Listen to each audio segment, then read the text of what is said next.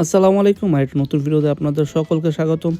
তো আমরা যারা গরুর খামারি আছি তাদের সবচেয়ে বড় সমস্যা হলো এই যে পানি দেওয়ার পাইপ, মানে গরুর গোসল করার পাইপ। এটা হলো আমাদের খামারির সবচেয়ে বড় সমস্যা। সবচেয়ে বড় সমস্যা কেন সেটা বলি। মানে আমরা খামারে মানে যতই ভালো পাইপ লাগে না কেন, এই পাইপগুলো কিন্তু খামারে বেশি দিন টিকে না। মানে কিছুদিন পর পরই পাইপ চেঞ্জ করতে হয়। তো আমরা খামার করার পরেই কিন্তু বেশ কয়েকবার মানে এই 3 থেকে 4 বছরে মানে অনেকবার পাইপ চেঞ্জ করছি।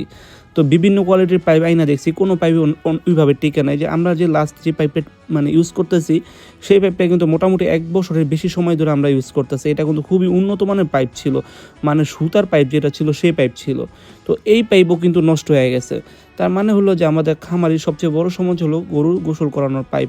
তো আপনারা প্রথমেই দেখতে পাচ্ছেন যে আমরা আজকে যে পাইপটা লাগিয়েছি সেই পাইপটাও কত ভারী পাইপ।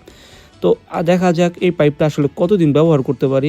কারণ আমাদের যাদের গরুর খামার আছে এদের কিন্তু কিছুদিন পর পরই পাইপগুলো নষ্ট হয়ে যায়। আপনার পাইপটা থিকনেস দেখতে পাচ্ছেন, এই পাইপটা কিন্তু খুবই মোটা। তো আমরা আজকে আমাদের পাইপগুলো চেঞ্জ করে দিতেছি, যেহেতু আমাদের পাইপগুলোর অবস্থা একদমই খারাপ হয়ে গেছে, দেখতেই পারতেছেন। যদিও ভিডিওটা অনেক ফাস্ট করে দিচ্ছি, যার কারণে ওইভাবে বোঝা যাইতেছে না হয়তো না, কিন্তু এই যে দেখতেই পাচ্ছেন পাইপটার অবস্থা কতটা খারাপ হয়ে গেছে। জায়গায় জায়গায় জোড়াতালি দিয়ে পাইপটা চালাইতেছি। কারণ হলো যে কিছুদিন পর পর যদি 5,000 টাকার করে পাইপ আইনা লাগাইতে হয়। এমনি তো খামারে মানে যারা গরুর খামারি আছি, খাবারের যে ঊর্ধ্বগতি যে দাম, মানে খাবারের যে দাম দুধ বিক্রি করে তো গরুর খাবারের টাকাই আসে না। এর মধ্যে আছে স্টাফের বেতন। প্রতি মাসে তো নিচের পকেটের থেকেই স্টাফের বেতন, গরুর মানে খাবারের টাকা দিতে হয়। এর মধ্যে যদি 3 মাস 4 মাস পর পরই 4,000 টাকা করে পাইপ পরিবর্তন করতে হয়, তাহলে তো বোঝেনি একটা খামারির কী অবস্থা হয়। আসলে আমাদের খামারিদের খুবই দুর্দশা। মানে আমরা এত কষ্ট করে খামার করে কিন্তু আমরা লাভবান হইতে পারতেছি না কোনোভাবেই। কারণ যে পরিমাণ খাবারের দাম, ওই পরিমাণ কিন্তু দুধের দাম নাই। দুধের দাম কিন্তু একদমই কম।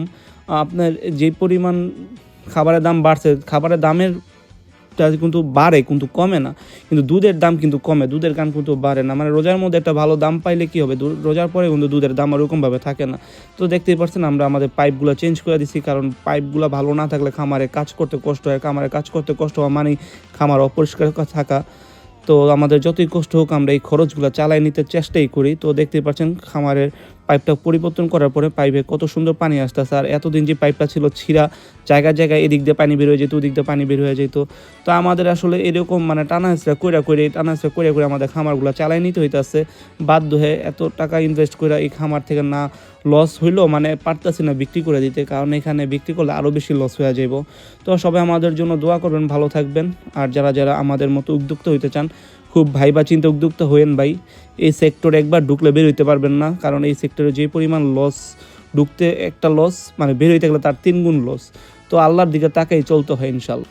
তো সবাই যাদের স্বপ্ন, যারা মানে অনেক পোস্ট দেখি যে একটা ছেলের স্বপ্ন একটা খামার করা, তো ভাই স্বপ্নটা একটা জিনিস, বাস্তবে প্রয়োগ করা তার চেয়ে অনেক বড় কঠিন জিনিস। এই সেক্টরে আইসা সফল হওয়াটা অনেক কষ্টের একটা ব্যাপার। সবাই এই সেক্টরে আইসা সফল হইতে পারে না। আর এই সেক্টরে সফল হইতে হইলে আপনার অনেক বড় বড় গলাবাজি করতে হবে। বড় বড় গলাবাজি কইরা 1 টাকার জিনিস 3 টাকা বিক্রি করতে পারলে তাইলেই আপনি লাভবান হবেন। আর ন্যায্য মূল্য আপনি এখানে কোনো দিনও পাবেন না। গলাবাজি না করতে পারলে আপনি এখান থেকে কিছুই করতে পারবেন না। না পাবেন দুধের দাম, না পাবেন কুরবানির সময় গরু বিক্রি করলে সেই গরুর ন্যায্য দাম। সো এখানে আপনার ঢাকার বড় বড় এগ্রোদের মধ্যে গলাবাজি করলেই সফল হবেন, আদারওয়াইজ না।